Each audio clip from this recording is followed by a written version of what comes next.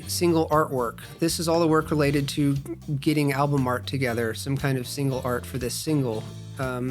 Every time you release a song, you want to include artwork with it. So we have the concept phase for artwork, where we sort of dream up the plan, the concept, the scheme, the aesthetic that we want, the world building we want to do, if that's a thing.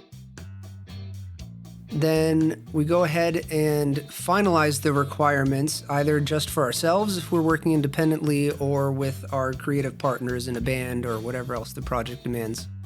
We actually get that design brief solidified, and we get our story straight on what we want for artwork. Then we go ahead and commission the artwork.